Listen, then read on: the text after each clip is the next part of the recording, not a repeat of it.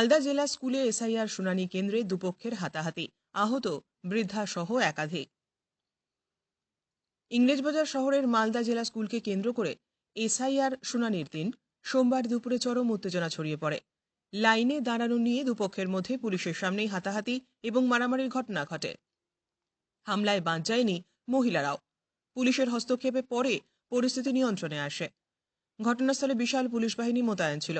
শুনানি কেন্দ্রে আসা গ্রামবাসীদের মধ্যে একে অপরের বিরুদ্ধে মারমুখী আচরণ শুরু হয়।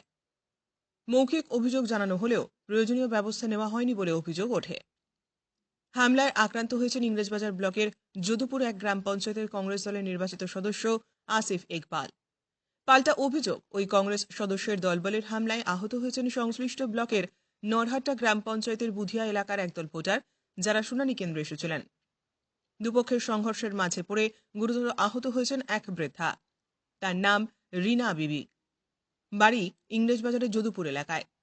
লাইনে দাঁড়িয়ে থাকা অবস্থায় তিনি হামলার শিকার হন।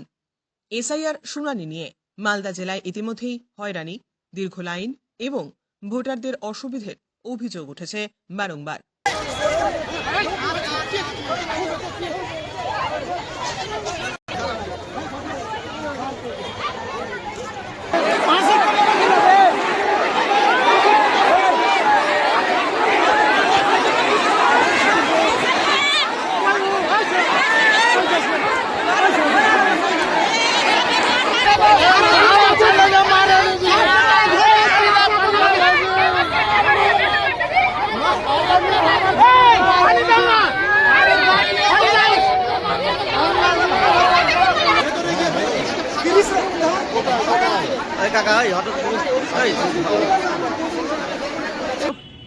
আমার দিদাকে এখানে লাইনে দাঁড়িয়ে সবাই ধাক্কাধাক্কি করেছে, হয়তো ঝামেলা করেছে।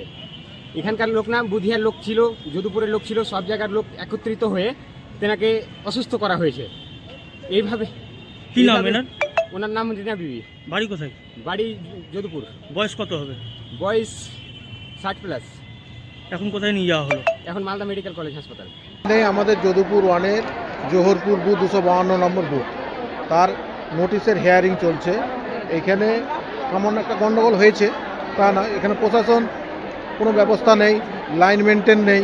এখানে মহিলা ও ছেলেদের লাইন একটাই, ঢোকার রাস্তা একটাই, ওইখানে নিয়ে একটা গণ্ডগোল হয়েছে আমাদের মধ্যে, ধাক্কাধাক্কি হয়েছে। হ্যাঁ, এটা সুষ্ঠু ব্যবস্থা হয়, মানুষ সাধারণ মানুষ ভাবে হিয়ারিংটা করুক, এটাই চাইছি। আর আমরা তৃণমূল কংগ্রেসের তরফ থেকে বারবার করে অ্যাপিল করেছিলাম কেন্দ্রীয় নির্বাচন কমিশনের কাছে আমাদের দল বারংবার অ্যাপিল করেছিল এই হিয়ারিং সেন্টার বাড়ানোর জন্য। গোটা জেলার বিভিন্ন অঞ্চলে একটা করে যেন হিয়ারিং সেন্টার হয়, প্রত্যেকটা ওয়ার্ডে যেন একটা করে হিয়ারিং সেন্টার হয়। বাট কেন্দ্রীয় নির্বাচন কমিশন এখানে অ্যাপ্রুভ না করার কারণে আপনারা দেখলেন কী হারে লোক গণ্ডগোল হচ্ছে, এখানে মানুষ র্যাম্পেন্ট না হয়ে যায়। একটু আগে আপনারা দেখলেন রাজিয়া বিবি, আমাদের বুধিয়া নরহাট্টার ভদ্রমহিলা, তিনি অসুস্থ হয়ে গিয়ে হসপিটালে তিনি মৃত্যু যন্ত্রণায় ছটফট করছেন।